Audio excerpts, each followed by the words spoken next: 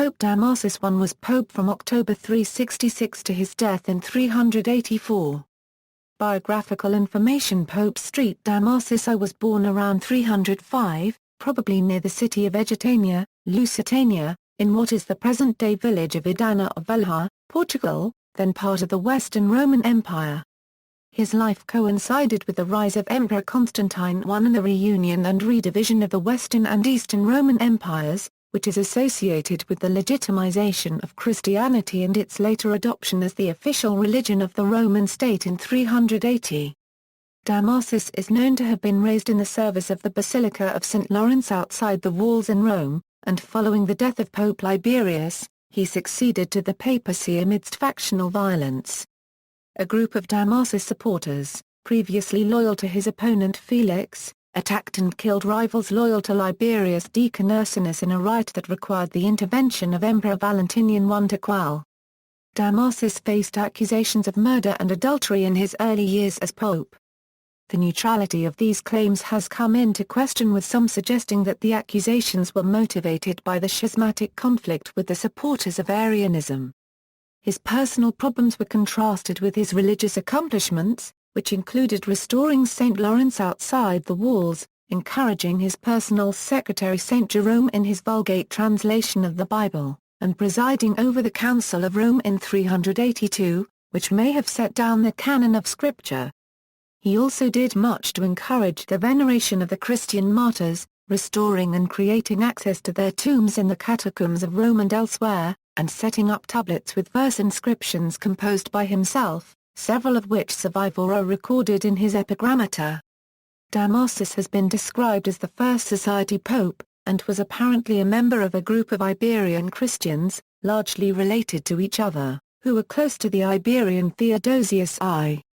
Early life. Damasus' parents were Antonius, who became a priest at the Church of St. Lawrence in Rome, and Laurentia. During Damasus' early years, Constantine I rose to rule the Western Roman Empire. As emperor, he issued the Edict of Milan, which granted religious freedom to Christians in all parts of the Roman Empire.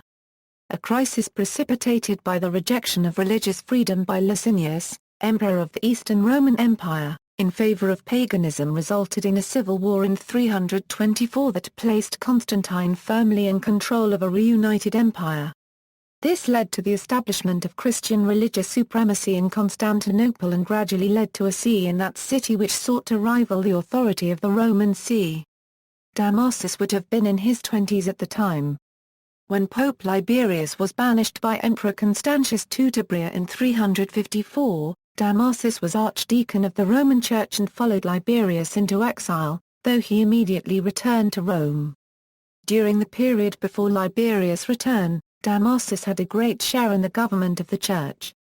Succession crisis. In the early Church, new bishops of Rome were elected or chosen by the clergy and the people of the diocese in the presence of the other bishops in the province, which was the manner customarily used in other dioceses.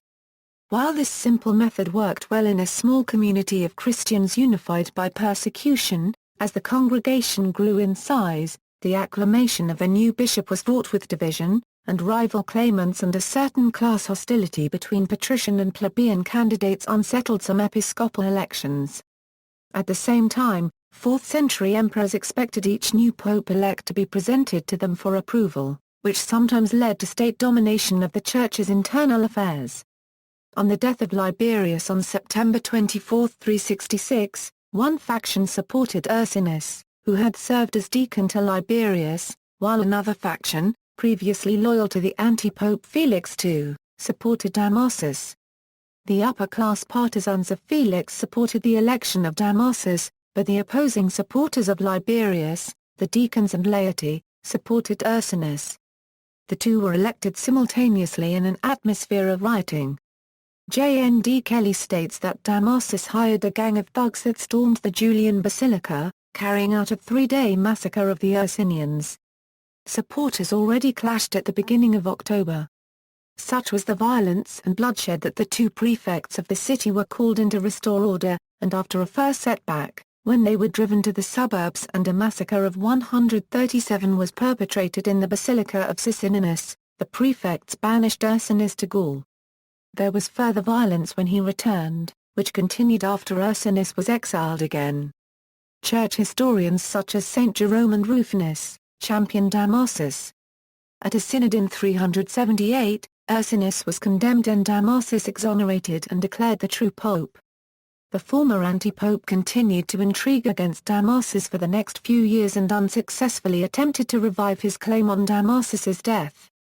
Ursinus was among the Arian party in Milan, according to Ambrose. Edward Gibbon writes, "The enemies of Damasus styled him Oriscalpius Matronorum, the lady's ear-scratcher." Papacy, Damasus I was active in defending the Catholic Church against the threat of schisms.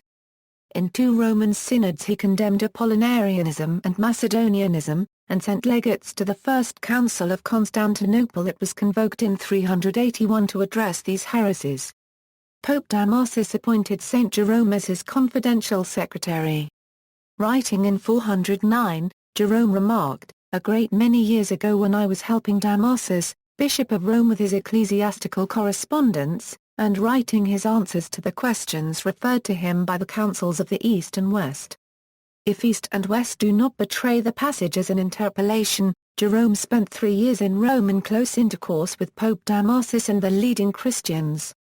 Invited there originally to a synod of 382 convened to end the schism of Antioch, he made himself indispensable to the Pope, and took a prominent place in his councils. In order to put an end to the marked divergences in the Western texts of that period, Damasus encouraged the highly respected scholar to revise the available Old Latin versions of the Bible into a more accurate Latin on the basis of the Greek New Testament and the Septuagint, resulting in the Vulgate.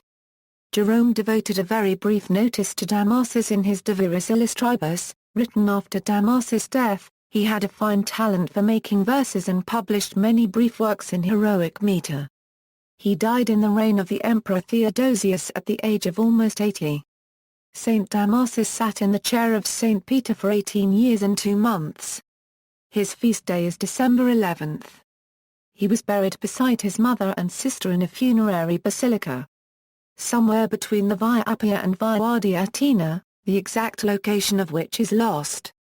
Emperor Gratian, the reign of Gratian, during Damasus' papacy, forms an important epoch in ecclesiastical history, since during that period, Catholic Christianity for the first time became dominant throughout the empire. Under the influence of Ambrose, Gratian prohibited pagan worship at Rome, refused to wear the insignia of the Pontifex Maximus as unbefitting a Christian, removed the altar of victory from the Senate at Rome and confiscated its revenues, despite protests from the pagan members of the Senate, forbade legacies of real property to the Vestals, and abolished other privileges belonging to them and to the pontiffs. Relations with the Eastern Church. The Eastern Church, in the person of Saint Basil of Caesarea, earnestly sought the aid and encouragement of Damasus against an apparently triumphant Arianism. Damasus, however, harbored some degree of suspicion against the great Carpathian doctor of the Church.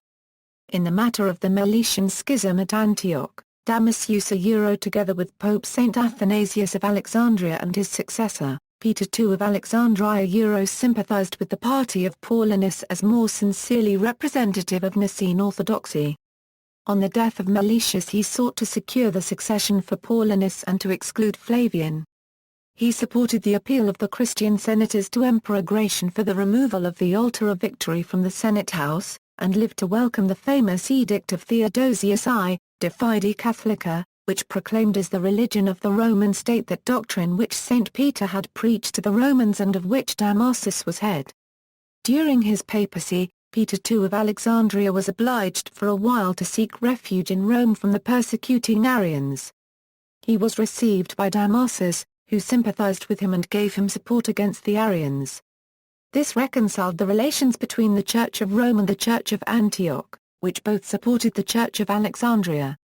Devotion to St. Lawrence. Damasus rebuilt or repaired a church named for St. Lawrence, known as San Lorenzo Fuori la Mura, which by the 7th century was a station on the itineraries of the graves of the Roman martyrs.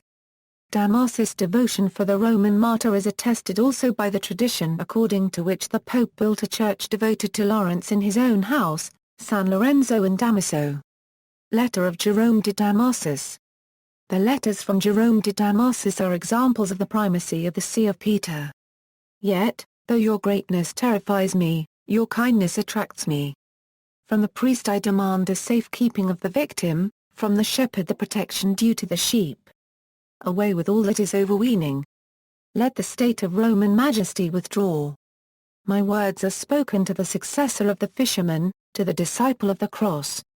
As I follow no leader save Christ, so I communicate with none but your blessedness, that is with the chair of Peter. For this, I know, is the rock on which the church is built. This is the house where alone the paschal lamb can be rightly eaten. This is the ark of Noah, and he who is not found in it shall perish when the flood prevails. But since by reason of my sins I have betaken myself to this desert which lies between Syria and the uncivilized waste, I cannot, owing to the great distance between us, always ask of your sanctity the holy thing of the Lord. Consequently I here follow the Egyptian confessors who share your faith, and anchor my frail craft under the shadow of their great argosies. I know nothing of Vitalis. I reject malicious. I have nothing to do with Paulinus. He that gathers not with you scatters. He that is not of Christ is of Antichrist. See also: List of popes, list of Catholic saints. Notes. References. External links: Opera Omnia by Migne Patrologia.